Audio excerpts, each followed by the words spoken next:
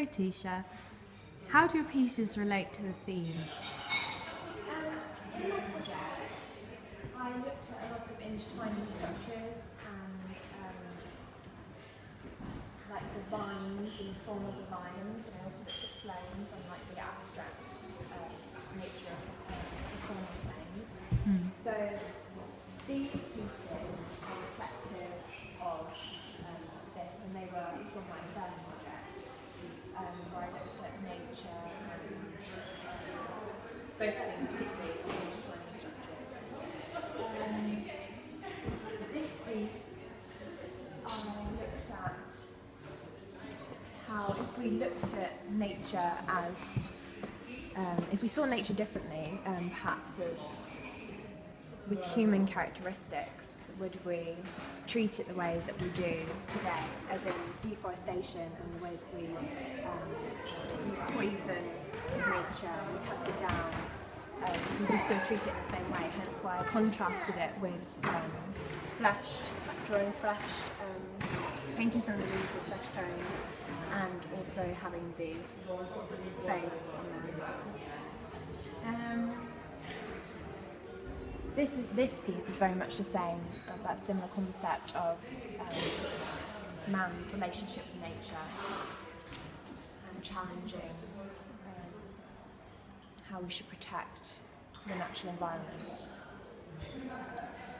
This structure is representative of nature taking over and prevailing. So the idea was that a man-made structure, such as a power station, had been taken over by nature, and these intertwining forms are representative of that, and they've taken over so much that the structure itself that it's been wrapped around has disintegrated and been completely lost. And then these prints show a process of nature taking over and always prevailing in the end. So that was my first project. I'd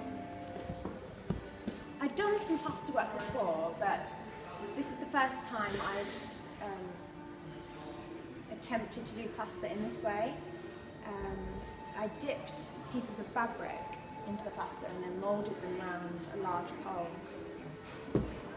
which I really liked the actual process of constructing this piece, as it was quite free and it was more process-led rather than actually having a vision of what I wanted to create in the end. I think if I was to do it again, I would build up the layers of paint that I added to this, because I poured down paint from the top to let it run down and flow into the structure. But as it dried, it became a lot paler than what it was when I first did it. And that's because plaster absorbs the paint quite a lot.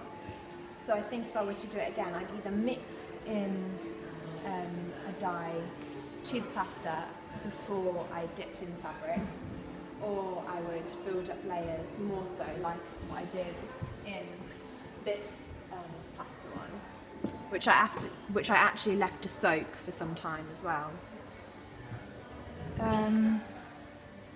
I think my pieces are quite textural, which is something which I've done intentionally because I've considered going into textile design, but as I didn't do it, as I didn't study it for A-level or before that, I was a bit unsure whether I would want to specialise in this at university level. So this year is really about me exploring texture and finding out my area of interest.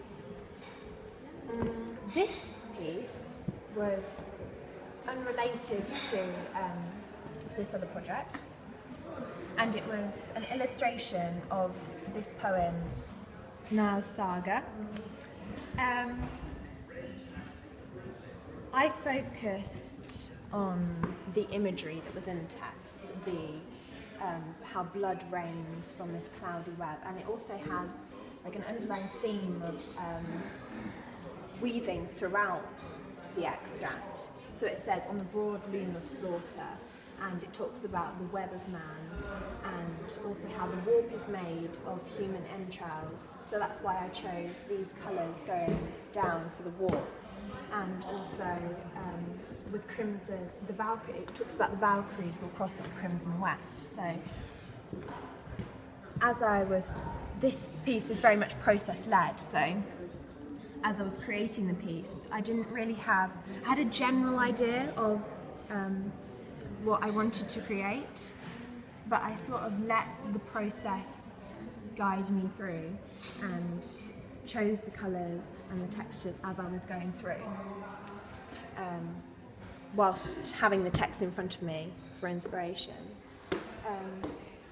I actually really enjoyed doing this piece, and it was the first time that I tried weaving, and although it was a painstakingly long process, such as this central piece took a very long time, I'm happy with the outcome. I think if I were to do it again, I would think more about the different techniques that I could use. Because considering it was the first time that I'd done weaving, I very much stuck to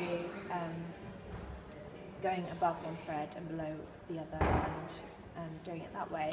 But I do realise that there are other techniques that you can use in weaving. Because I'd never done any weaving before, I did look at some of the artists. Somebody in particular was All Roads, which consisted of a man and a woman who wefted a lot of things, wove a lot of things into their tapestries. And I really liked the texture and the colour schemes that they used in theirs, and I used that to influence my piece. So my inspirations in the project were Christian Has was one of the people that inspired me quite a lot, particularly in these pieces. We did rope structures which sort of hang from the ceiling and just consist of ropes tied together but with lights inside. And this sort of like hanging structure was something that I liked about his work, and I wanted to create something similar. That's why I've chosen to do these hanging structures and things such as this.